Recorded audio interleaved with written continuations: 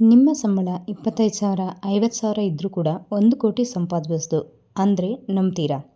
ಮಧ್ಯಮ ವರ್ಗದ ಜನರಿಗೂ ದೊಡ್ಡ ಬಿಸ್ನೆಸ್ ಇಲ್ಲದಿದ್ದರೂ ಯಾವುದೇ ಲಾಟ್ರಿ ಹೊಡಿದೇ ಇದ್ರೂ 1 ಕೋಟಿ ಸಾಧ್ಯ. ಆದರೆ ಒಂದು ಷರತ್ತು ಇದೆ, discipline plus time plus right investment strategy. ಇವತ್ತಿನ ವಿಡಿಯೋದಲ್ಲಿ ನಾನು ನಿಮಗೆ step by step road map ಕೊಡ್ತೀನಿ. 1 ಕೋಟಿ ಅಂದರೆ ಇದು ಇಂಪಾಸಿಬಲ್ ಅಲ್ಲ. ಉದಾಹರಣೆ, ನೀವು ತಿಂಗಳಿಗೆ 10,000 ಸಿಪ್ ಮಾಡಿದ್ರು ಒಂದು ಮ್ಯೂಚುವಲ್ ಫಂಡ್ ಅಥವಾ ಈಕ್ವಿಟಿ ಫಂಡಲ್ಲಿ 15% ರಿಟರ್ನ್ ಸಿಗ್ತಾ ಇದೆ ಅಂದರೆ 20 ವರ್ಷದಲ್ಲಿ 1 ಕೋಟಿನ ನೀವು ಈಸಿಯಾಗಿ ಕ್ರಾಸ್ ಮಾಡ್ಬೋದು. ಆದರೆ 12% ರಿಟರ್ನ್ ಅಂದ್ರೂ 22-23 ವರ್ಷದಲ್ಲಿ ಅದು ಖಂಡಿತ ಸಾಧ್ಯವಾಗುತ್ತೆ. ಇದರ ಅರ್ಥ ಏನಂದರೆ ನಿಮ್ಮ ಹತ್ರ ಇರೋದು time is more powerful than your income. ನಮ್ಮ ಒಂದು ಮಧ್ಯಮ ವರ್ಗದ ಮಿಡಲ್ ಕ್ಲಾಸ್ ಪೀಪಲ್ನ ಒಂದು ದೊಡ್ಡ ಸಮಸ್ಯೆ ಏನಂದರೆ ಇನ್ಕಮ್ ಲಿಮಿಟೆಡ್. ಅಂದರೆ ನಿಮ್ಮ ಮೇಯ್ನ್ ಜಾಬ್ನ ಇಂಪ್ರೂವ್ ಮಾಡಬೇಕು. ನಿಮ್ಗೆ ಬರ್ತಾ ಇರ್ತಕ್ಕಂಥ ಒಂದು ಇನ್ಕಮಲ್ಲೇ ನೀವು ಸೆಟ್ಲ್ ಆಗಬಾರ್ದು. ನಿಮ್ಮಲ್ಲಿ ಇರ್ತಕ್ಕಂಥ ಒಂದು ಸ್ಕಿಲ್ನ ಅಪ್ಗ್ರೇಡ್ ಮಾಡಬೇಕು. ಸೈಡ್ ಇನ್ಕಮ್ನ ಕ್ರಿಯೇಟ್ ಮಾಡ್ಕೋಬೇಕು. ಉದಾಹರಣೆ, ಫ್ರೀಲ್ಯಾನ್ಸಿಂಗ್ ಇರ್ಬೋದು, ಯೂಟ್ಯೂಬ್ ಇರ್ಬೋದು, ಆನ್ಲೈನ್ ಕೋರ್ಸ್ ಇರ್ಬೋದು, ಅಥವಾ ಸ್ಟಾಕ್ ಮಾರ್ಕೆಟ್ ನಾಲೆಜ್ ಇರಬಹುದು. ಎಕ್ಸಾಂಪಲ್ಗೆ ವಾರನ್ ಬಫೆಟ್ ಕೂಡ ನ್ಯೂಸ್ ಪೇಪರ್ ಆಗ್ತಾ ಇರ್ತಕ್ಕಂಥ ಒಂದು ಹುಡುಗನೇ ಆಗಿ ಶುರು ಮಾಡಿದ್ರು. ಬಟ್ ಇವಾಗ ಒಂದು ಗ್ರೇಟ್ ಇನ್ವೆಸ್ಟರ್ ಅವರು. ಲೆಸನ್ ಏನಂದರೆ ಸ್ಮಾಲ್ ಇನ್ಕಮ್ ಇದ್ದರೂ ಸಹ ಸ್ಟಾರ್ಟ್ ಆದರೂ ಸಹ ಕನ್ಸಿಸ್ಟೆಂಟಿ ಗ್ರೋತ್ ಅನ್ನೋದು ಮುಖ್ಯ. ಈ ಒಂದು ನೀವು ಲಾಂಗ್ ಟರ್ಮ್ ವೆಲ್ತ್ನ ಕ್ರಿಯೇಟ್ ಮಾಡೋದಕ್ಕೆ ಫಾರ್ಮುಲಾ ಏನಂದರೆ income minus investment equal to expenses. But ಹೆಚ್ಚಿನವರು ಏನು ಮಾಡ್ತಾರೆ ಅಂದರೆ income minus expenses equal to savings ಅಂತಾರೆ. ಇದು ತಪ್ಪು.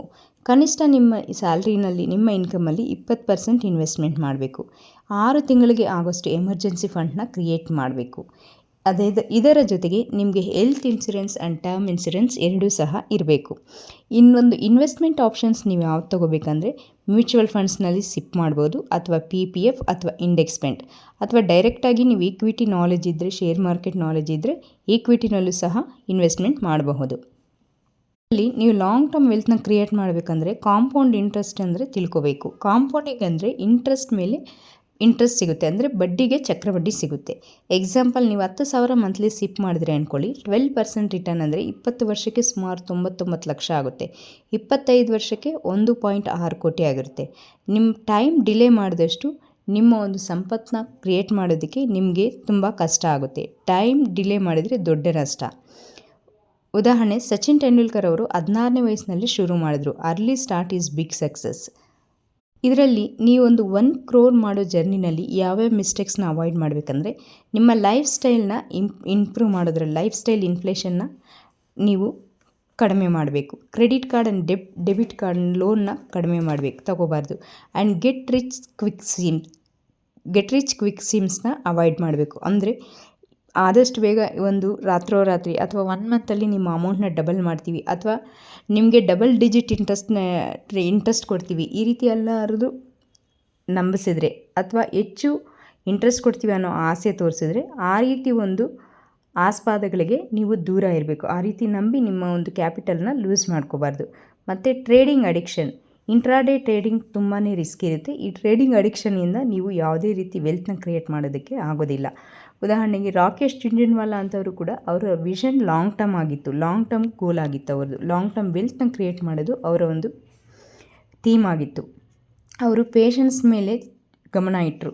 ಪ್ರಾಕ್ಟಿಕಲ್ ಆಗಿ ರೋಡ್ ಮ್ಯಾಪ್ ಅಂದರೆ ಒಂದು ಮಿಡಲ್ ಕ್ಲಾಸ್ ಮ್ಯಾನ್ ಯಾವ ರೀತಿ ಅಂದರೆ ಸ್ಯಾಲ್ರಿ ಎಕ್ಸಾಂಪಲ್ 40,000 ಅಂತ ಇಟ್ಕೊಳ್ಳಿ, ಸೇವಿಂಗ್ಸ್ 10,000 ಮಂತ್ಲಿ ಸಿಪ್ ಮಾಡಿದ್ರು, ನಿಮಗೆ ರಿಟರ್ನ್ 12% ಅಪ್ರಾಕ್ಸಿಮೇಟ್ ಮ್ಯೂಚುವಲ್ ಫಂಡಲ್ಲಿ ಕ್ರಿಯೇಟ್ ಆದ್ರೂ 20-22 ವರ್ಷದಲ್ಲಿ 1 ಕೋಟಿ ನೀವು ಈಸಿಯಾಗಿ ಅಚೀವ್ ಮಾಡಬಹುದು. ಬಟ್ ಇದರಲ್ಲಿ ನೀವು ಇನ್ನೊಂದು ಏನು ಮಾಡಬೇಕಂದ್ರೆ ನಿಮ್ಮ ಇನ್ಕಮ್ನ ಗ್ರೋ ಮಾಡಬೇಕು. ಎವ್ರಿ ಇಯರ್ 10% ನಿಮ್ಮ ಇನ್ಕಮ್ನ ಗ್ರೋ ಮಾಡ್ಕೊಳ್ಳೋದಕ್ಕೆ ಶುರು ಮಾಡಬೇಕು. ಅದೇ ರೀತಿ ನಿಮ್ಮ ಸಿಪ್ನ ಸಹ ಎವ್ರಿ ಇಯರ್ ಇನ್ಕ್ರೀಸ್ ಮಾಡಬೇಕು. Systematic investment plan.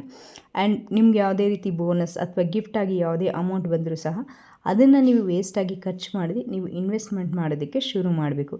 ಯಾವತ್ತು ಲಾಂಗ್ ಟರ್ಮ್ ಇನ್ವೆಸ್ಟ್ಮೆಂಟ್ಗೆ ನಿಮ್ಮ ಒಂದು ಗುರಿ ಇರಬೇಕು.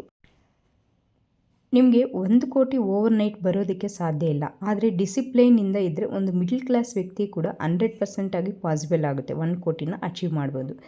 ರಿಮೆಂಬರ್, ಒಂದು ಮಾತ್ರ ನೆನಪಿಟ್ಕೊಳ್ಳಿ, ಅರ್ಲಿಯಾಗಿ ಸ್ಟಾರ್ಟ್ ಮಾಡಬೇಕು. ಆದಷ್ಟು ನಿಮ್ಮ ಇನ್ವೆಸ್ಟ್ಮೆಂಟ್ನ ಆದಷ್ಟು ಬೇಗ ಸ್ಟಾರ್ಟ್ ಮಾಡಿ. ಆ್ಯಂಡ್ ಕನ್ಸಿಸ್ಟೆನ್ಸಿಯಾಗಿ ಒಂದು ಇನ್ವೆಸ್ಟ್ಮೆಂಟ್ ಮಾಡ್ತಾ ಬರ್ರಿ. ಮಾರ್ಕೆಟ್ ಅಪ್ ಇರಲಿ ಡೌನ್ ಇರಲಿ ಅಥವಾ ಯಾವುದೇ ರೀತಿಯ ಸಿಚುವೇಶನ್ ಇದ್ದರೂ ನಿಮ್ಮ ಒಂದು ಇನ್ವೆಸ್ಟ್ಮೆಂಟ್ನ ಸ್ಕಿಪ್ ಮಾಡಬೇಡಿ, ಕನ್ಸಿಸ್ಟೆನ್ಸಿಯಾಗಿ ಇನ್ವೆಸ್ಟ್ಮೆಂಟ್ ಮಾಡಿ. ಮೇಯ್ನ್ ನಿಮಗೆ ಒಂದು ವೆಲ್ತ್ ಕ್ರಿಯೇಟ್ ಮಾಡಬೇಕಂದ್ರೆ ಮೇಯ್ನ್ ಇರಬೇಕಾಗಿರೋದು ಪೇಷನ್ಸ್ ಇದ್ದರೆ ಮಾತ್ರ ನೀವು ವೆಲ್ತ್ನ ಕ್ರಿಯೇಟ್ ಮಾಡೋಕ್ಕಾಗುತ್ತೆ. ಇವತ್ತೇ ನಿಮ್ಮ ಒಂದು ಫೈನಾನ್ಷಿಯಲ್ ಜರ್ನಿನ ಸ್ಟಾರ್ಟ್ ಮಾಡಿ. ಮಧ್ಯಮ ವರ್ಗದವರು ಸಹ ಮಿಡ್ಲ್ ಕ್ಲಾಸ್ ಮೈಂಡ್ಸೆಟ್ ಬಿಟ್ಟು ವೆಲ್ತ್ ಮೈಂಡ್ಸೆಟ್ನ ಅಡಾಪ್ಟ್ ಮಾಡಿದ್ರೆ 1 ಕೋಟಿ ಗ್ಯಾರಂಟಿ ಅಚೀವ್ ಮಾಡ್ಬೋದು. ಈ ಒಂದು ವಿಡಿಯೋ ನೋಡಿದ್ದಕ್ಕೆ ಧನ್ಯವಾದಗಳು.